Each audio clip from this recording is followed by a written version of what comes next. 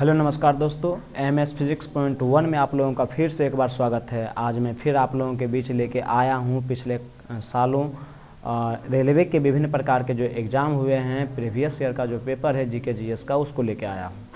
आप लोगों को धैर्यपूर्वक देखना है और आंसर भी जवाब देते जाना है। आप लोगों को आंसर भी याद कर लेना है। और ये जो सेशन है 7-8 घंटा का, 5-6 घंटा का ये वीडियो होगा, जिसमें रेलवे में जितना भी परीक्षा में पूछा गया पिछले 20 वर्षों से जो भी एग्ज़ाम में पूछा गया है, ये ओवरऑल उसका निचोड़ है। और ये जो प्रीवियस ये 2018 का टोटल है, 2018 के एग्ज़ाम जो हुआ, 18 में एनटीपीसी में हुआ और ये रेलवे ग्रुप डी में हुआ और लोको पायलट में हुआ, टेक्नीशियन में हुआ, सभी का ये प्रीवियस ईयर क्वेश्चन है। तो आप लोगों को धैर्यपूर्वक देखना है, चाहे ये और कोई भी एग्ज़ाम के लिए आप देख रहे हैं, चाहे वो रेलवे हो, एसएससी हो, बैंकिंग हो, इसके अलावा बीपीएससी हो, फिर बीपीएससी बिहार सरकार का स्टेट यानी कि टीचर वाला हो, या फिर पॉलिटेक्निक हो, आईटीआई हो, पैरामेडिकल हो, नवोदय हो, डेंटल हो, विभिन्न प्रकार के कह सकते हैं कंपटीशन का जितना भी एग्ज़ाम होता है जो उसके अंतर्गत आता है, सभी प्रकार के एग्ज़ाम के लिए ये जो है प्रश्न लेके आया हूँ और ये सब इम्पोर्टेंट है। और ख़ासकर तो अभी जो बिहार पुलिस बिहार सरकार ने निकाला है, उसके लिए तो वेरी एकदम इम्पोर्टेंट है। तो चलिए चलते हैं। साइंस का ये है, कहता है प्रश्न आपका क्या है। पहला प्रश्न है, वाणिज्यिक यानी कि कॉमर्शियल काग किसके छाल से प्राप्त होता है। तो कॉमर्शियल काग जो होता है, ये बलूत किसको कहते हैं, ओंक, गांव में इसको कहते हैं आँख का पेड़। इसका दूध, इसका ये जो हम इसको तोड़ते हैं तो इसका दूध जो होता है सफ़ेद रंग का होता है दूध। तो आँख का पेड़ यानी कि ओक, बलूत, ये कॉमर्शियल यानी कि काग के छाल से प्राप्त होता है। ये कॉमर्शियल काग जो है बलूत यानी कि ओंक के छाल, ओंक यानी कि बलूत के पेड़ से प्राप्त होता है, छाल से। नेक्स्ट है, पश्मीना बकरी किस नस्ल से प्राप्त होती है। तो पश्मीना जो है ये बकरी जो है ये चंगथंगी नस्ल से प्राप्त होती है। कौन सा पश्मीना बकरी, कौन सा, तो पश्मीना बकरी चंगथंगी से है। यदि इसके बाद यदि कहा जाए मुर्रा, तो मुर्रा क्या है, तो मुर्रा एक जो है ये भैंस का नस्ल है। मुर्रा जो है किसका नस्ल है, तो भैंस का एक नस्ल है। अगला प्रश्न की ओर आते हैं, मवेशियों में बांझपन किस रोग के कारण होता है। तो मवेशी में जिस प्रकार से इंसान में भी बांझपन होता है, यानी कि बच्चे को पैदा नहीं कर पाते हैं, उसी प्रकार से मवेशी भी यानी कि जो पशु होते हैं उसमें भी बांझपन की घटना कभी देखने को मिलता है। तो किस रोग के कारण, तो बेंग रोग के कारण उसमें जो है बांझपन का गुण आ जाता है। नेक्स्ट है, अधिक शराब पीने लोग अधिकांश किस बीमारी से ग्रसित होते हैं। तो अधिक शराब देखिए, शराब से थोड़ा सा याद आ गया, आपको पीछे भी डिस्कशन करवा चुके हैं, फिर से बोलते हैं। शराब जो है ये किसका बना होता है, इसमें शराब में क्या चीज़ रहता है, तो मिथाइल अल्कोहल, इथाइल C2H5, इसका रासायनिक सूत्र लिख देते हैं C2H5OH। इथाइल अल्कोहल इसमें मिला हुआ रहता है, किसमें, शराब में जो हम लोग पीते हैं। अब ये अधिकांश ये जो पीता है, तो इससे प्रभावित होने वाले अंग यदि बोला जाए, तो इससे प्रभावित होने वाले अंग यकृत है, यकृत इससे प्रभावित होता है। और कौन सा बीमारी होता है, तो सूत्रण रोग होता है, जिसको हम लोग कहते हैं सिरोसिस कहते हैं। क्या कहते हैं, सिरोसिस कहते हैं। क्या कहते हैं, सिरोसिस कहते हैं। नेक्स्ट प्रश्न की ओर आते हैं। तो ये आप समझ गए होंगे, कभी कभी आप सुनते होंगे कि देसी शराब पीने से, जहाँ शराब बंद है, जैसे बिहार में शराब बंद है, तो देसी शराब पीने से 2 व्यक्तियों का मृत्यु हो गया, 5 व्यक्तियों का मृत्यु हो गया। तो यही जो इथाइल अल्कोहल है, ये जब मिथाइल अल्कोहल में बदल गया, ये जब मिथाइल जो है, इथाइल जो है मिथाइल में बदल जाएगा, मिथाइल अल्कोहल में बदल जाएगा, तो ये क्या हो जाएगा, मिथाइल अल्कोहल में जब आ जाएगा, तो ये इससे जो है मृत्यु हो जाता है शराब पीने से। चलिए आगे प्रश्न की ओर चलते हैं। अगला प्रश्न है, राइबोसोम किसका कार्य करती है। राइबोसोम किसका कार्य करती है। तो अगला है राइबोसोम, यह प्रोटीन संश्लेषण का कार्य करती है। प्रोटीन संश्लेषण का कार्य कौन करती है, तो राइबोसोम करते हैं। कौन करते हैं, राइबोसोम करते हैं। राइबोसोम, अब राइबोसोम प्रोटीन की ये कहाँ पाया जाता है, तो पेड़ पौधा के जो जड़ होता है ना, पेड़ पौधा का जो जड़ होता है, मान लीजिए कि ये जो है रे शांत रहो बाबू, ये जड़ में पाया जाता है राइबोसोम। आगे आते हैं अगला प्रश्न की ओर। अब यदि ये तो हो गया और इससे संबंधित, और थोड़ा सा इसको इरेज पहले कर देते हैं फिर लिखेंगे। देखिए, अब यदि कहा जाए कि आत्महत्या की थैली किसे कहते हैं, आत्महत्या की थैली, तो आत्महत्या की थैली आप जानते हैं, आत्महत्या की थैली किसे कहते हैं, तो आत्महत्या की थैली लाइसोसोम को कहते हैं। लिख लेना आपको, आत्महत्या की थैली लाइसोसोम, लाइसोसोम आत्महत्या की थैली इसको कहते हैं। यदि कहेगा ऊर्जागृह किसको कहते हैं, तो माइटोकॉन्ड्रिया को कहते हैं। माइटोकॉन्ड्रिया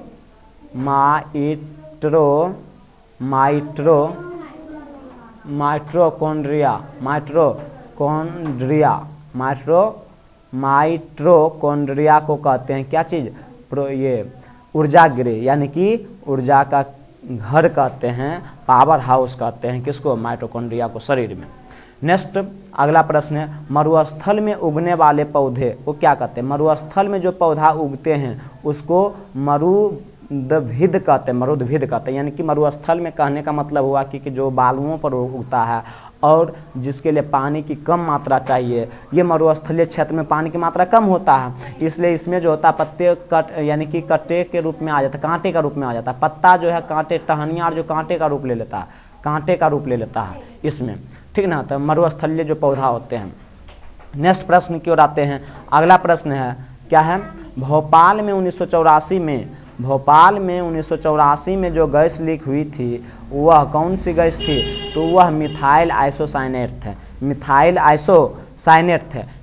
आइसोसाइनेट यानी कि कब ये ग्रसित हुआ, तो 1984 में भोपाल में हुआ था, और ये भारत में बहुत बड़ा भयंकर ये जो था ये आपदा घटना हुआ था, यानी कि गैस लीक हो जाने के कारण भोपाल यानी कि मध्य प्रदेश में ये घटना घटित हुआ था, और लगभग 100 से अधिक व्यक्ति की मृत्यु हुआ था उसमें।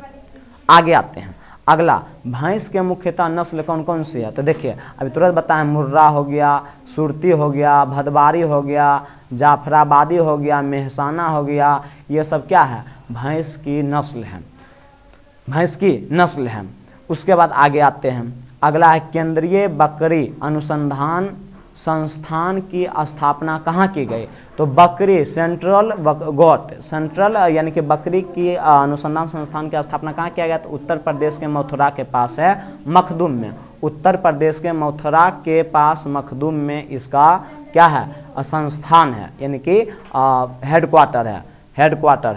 नेक्स्ट, राष्ट्रीय ऊंट अनुसंधान केंद्र कहाँ है, तो बीकानेर में। कहाँ है, तो बीकानेर में क्या है, यानी बीकानेर, राजस्थान के बीकानेर में राष्ट्रीय ऊंट अनुसंधान केंद्र स्थित है। अब ऊंट को आप लोग जानते होंगे रेगिस्तान का जहाज कहते हैं। रेगिस्तान का, जैसे कि जहाज जो ऊपर उड़ता है ना, उसी तरह से रेगिस्तान में जहाज एकदम जहाज की तरह उड़ता है। कौन, बालू पर, कौन, ऊंट। तो ऊंट को कहते हैं रेगिस्तान का, क्या कहते हैं, ऊंट को कहते हैं रेगिस्तान का जहाज कहते हैं। क्या कहते हैं, जहाज कहते हैं, जहाज। और ऊंट के जो कुबर में होता है वो पानी स्टॉक होता है, आप लोग सुनते होंगे, जानते होंगे। ऊंट जो एक बार पानी पी लेता है तो 2 दिन 4 दिन सप्ताह तक वो अपना स्टॉक कर लेता है और रह सकता है बिना पानी के। तो वो अपना कुबर में वो पैसे उत्तर के बने होते हैं, उसमें वो स्टॉक कर लेते हैं पानी। नेक्स्ट प्रश्न की ओर चलते हैं। दालचीनी कहाँ से प्राप्त होती है, तो दालचीनी जो होता है वो वृक्षों के छाल से प्राप्त होता है, वृक्षों के छाल से दालचीनी प्राप्त होता है। नेक्स्ट प्रश्न की ओर चलते हैं। अगला प्रश्न है, मसालों की रानी किसको कहा जाता है, तो देखिए हर चीज़ का रानी होता है, हर चीज़ का राजा होता है, उसी प्रकार से मसालों की रानी इलायची को कहते हैं। किसको कहते हैं, इलायची को कहते हैं। यदि कहेगा अम्ल में अम्लों का राजा केकरा कहते हैं, तो अम्ल के राजा H2SO4 को कहते हैं। H2SO4 को कहते हैं क्या, अम्लों का राजा कहते हैं। H2SO4 को क्या कहते हैं, अम्लों का राजा कहते हैं। नेक्स्ट क्या है, इसको यानी कि सल्फ्यूरिक अम्ल कहते हैं, अम्लों का राजा कहते हैं। अगला क्या है, फूलों का अध्ययन किसको कहते हैं, यानी कि फूलों का अध्ययन क्या कहलाता है, एंथोलॉजी कहलाता है। फूलों का अध्ययन क्या कहलाता है, एंथोलॉजी कहलाता है। क्या कहलाता है, एंथोलॉजी। इसके अलावा यदि कहा जाए मधुमक्खी पालन क्या कहलाएगा, तो मधुमक्खी पालन एपीकल्चर कहलाता है। आपको लिख लेना है, एपीकल्चर मधुमक्खी पालन एपीकल्चर। मधुमक्खी मधुमक्खी पालन एपीकल्चर। मधुमक्खी पालन क्या कहलाता है? एपीकल्चर। इसके अलावा यदि हम कहें तो सेरीकल्चर। सेरीकल्चर क्या कहलाएगा? सेरीकल्चर।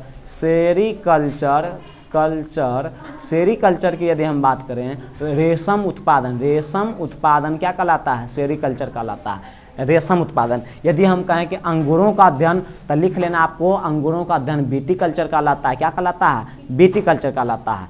मत्स्य मछली का उत्पादन क्या कहलाता है? मछली का उत्पादन, तो मछली का उत्पादन क्या कहलाता है? मत्स्य उत्पादन, यानी कि मछली का उत्पादन।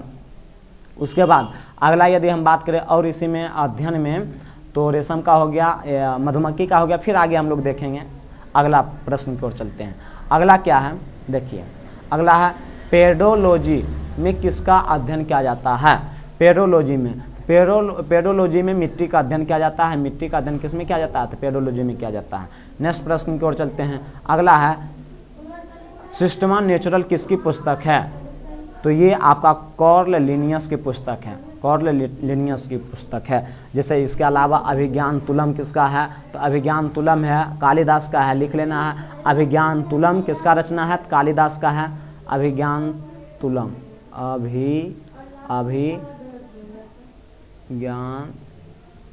तुलम, अभिज्ञान तुलम किसका है?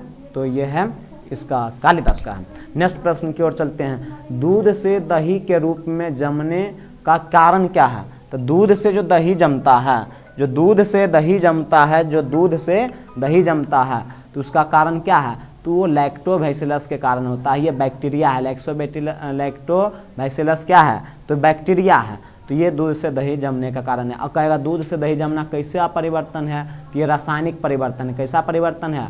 तो रासायनिक परिवर्तन है, रासायनिक परिवर्तन है। नेक्स्ट प्रश्न की ओर चलते हैं। अगला प्रश्न है विषाणु में क्या होता है? तो विषाणु में न्यूक्लिक एसिड और प्रोटीन पाया जाता है। विषाणु में क्या क्या होता है? तो न्यूक्लिक एसिड होता है और प्रोटीन भी पाया जाता है। तो कुछ विषाणु हमारे शरीर के लिए तो उपयोगी भी होता है और कुछ विषाणु हमारे शरीर के लिए हानिकारक होता है। चलिए अगला प्रश्न कहता है जंतुओं में होने वाले फुट एंड माउथ रोग किसके कारण होता है? तो जंतुओं में फुट एंड माउथ रोग जो होता है वो जो होता है विषाणु के कारण होता है। नेक्स्ट प्रश्न की ओर चलते हैं। नेक्स्ट प्रश्न आपका क्या है? किस शैवाल से आयोडीन प्राप्त होता है? किस शैवाल से? तो लेमिनेरिया नामक शैवाल से आयोडीन की प्राप्ति होता है। लेमिनेरिया नामक शैवाल से क्या चीज़ की प्राप्ति होता है? आयोडीन की प्राप्ति होता है। नेक्स्ट है अवोगाड्रो संख्या का मान होता है। तो अवोगाड्रो संख्या का मान कितना होता है? तो 6.022 या तो 23 इंटू 10 टू द पावर 23 होता है। तो इसी को एक मोल भी कहते हैं। आपको लिख लेना, इसी को क्या कहते हैं? एक मोल कहते हैं। एक मोल बराबर कितना होता है? 6.022 इंटू 10 टू द पावर 23 या 6.023 इंटू 10 टू द पावर 23।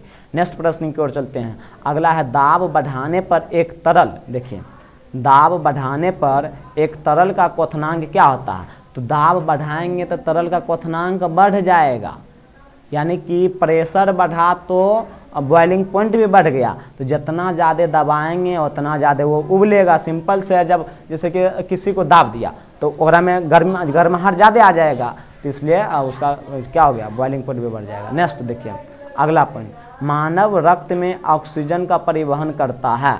तो रक्त में ऑक्सीजन का परिवहन किसके द्वारा होता है?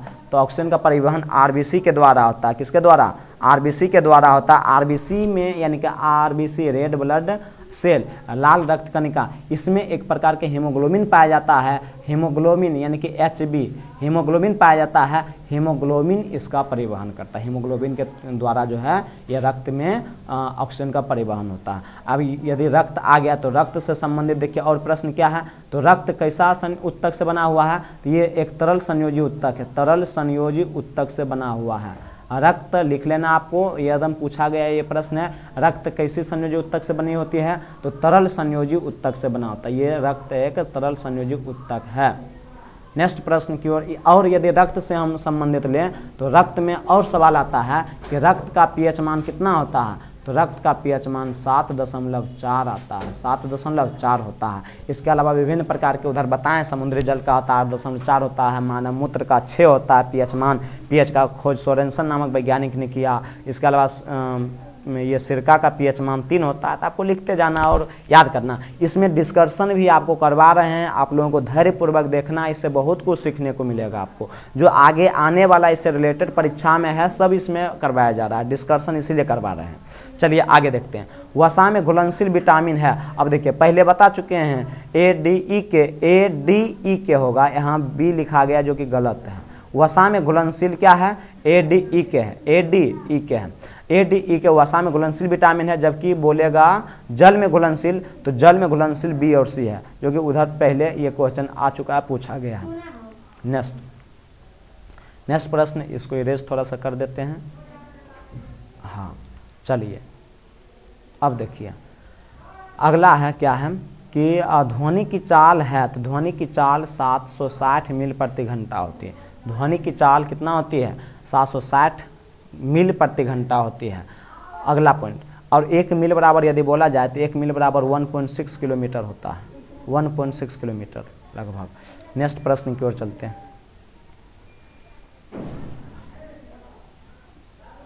अगला है एल्युमिनियम का प्रमुख अयस्क क्या है?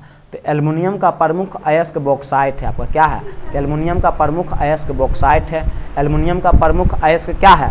बॉक्साइट है। नेक्स्ट प्रश्न की ओर चलते हैं। अगला प्रश्न आपका है प्राकृतिक मोम और लाख प्राप्त किए जाते हैं। तो कीड़ों के स्त्राव के रूप में प्राकृतिक मोम प्राप्त किए जाते हैं। नेक्स्ट, यदि इसी में एल्युमिनियम में यदि बात करें तो एल्युमिनियम का परमाणु संख्या कितना होता है? एल्युमिनियम का संकेत होता है Al, इसकी परमाणु संख्या होता है 13, इसके परमाणु भार होता है 13 दूना 26 1 27, तो 27 होता है। तो आप लोगों को ये सब लिखते जाना है। पिछला साल पूछा है कि इसका परमाणु भार यानी ये आयरन का परमाणु संख्या कितना होता है? तो 26 होता है। Fe यानी आयरन का परमाणु संख्या 26, ये पूछा हुआ प्रश्न। आयरन का 26 होता है परमाणु संख्या। नेक्स्ट प्रश्न की ओर चलते हैं। अगला है कार बैटरी में इस्तेमाल किया जाता है। तो कार बैटरी में क्या इस्तेमाल किया जाता है? तो सल्फ्यूरिक अम्ल इस्तेमाल किया जाता है। क्या किया जाता है? सल्फ्यूरिक अम्ल इस्तेमाल किया जाता है कार बैटरी में, यानी कि इसी को कहते हैं हम लोग। इसका सूत्र क्या होता है? तो H2SO4 सल्फ्यूरिक अम्ल कार के बैटरी में प्रयोग करते हैं। इसी को हम लोग कहते हैं अम्लों का राजा। अम्लों का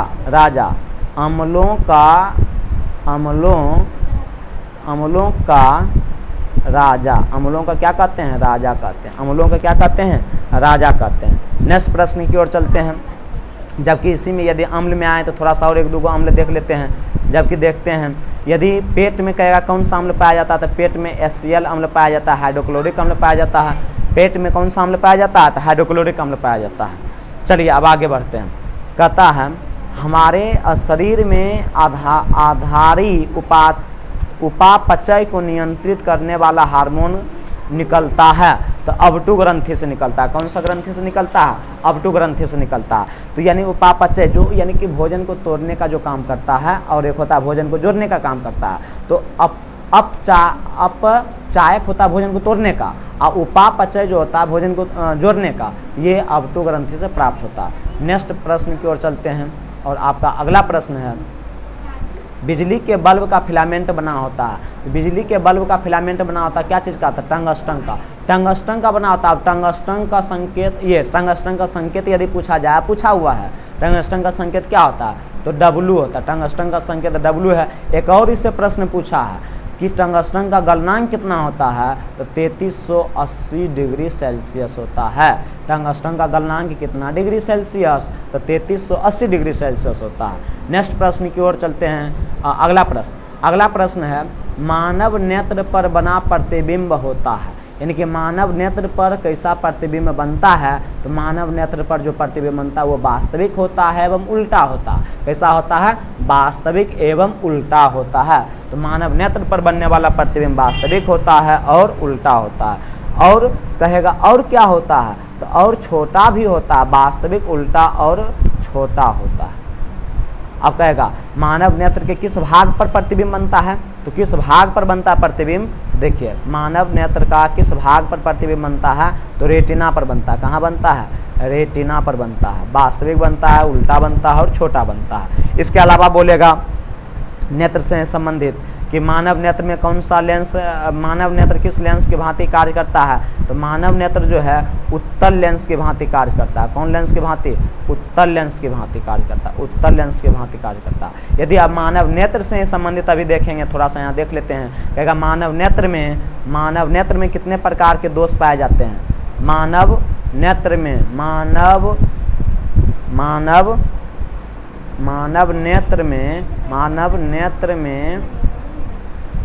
मानव नेत्र में कितने प्रकार के दोष पाए जाते हैं, तो इसमें मुख्य रूप से 2 गो, ऐसे टोटल 4 गो दोष पाए जाते हैं। 2 गो ऐसे 4 गो दोष पाए जाते हैं। अब कौन कौन सा दोष है तो ये समझने की कोशिश करना। तो देखिए पहला है दूरदृष्टि दोष, पहला है दूरदृष्टि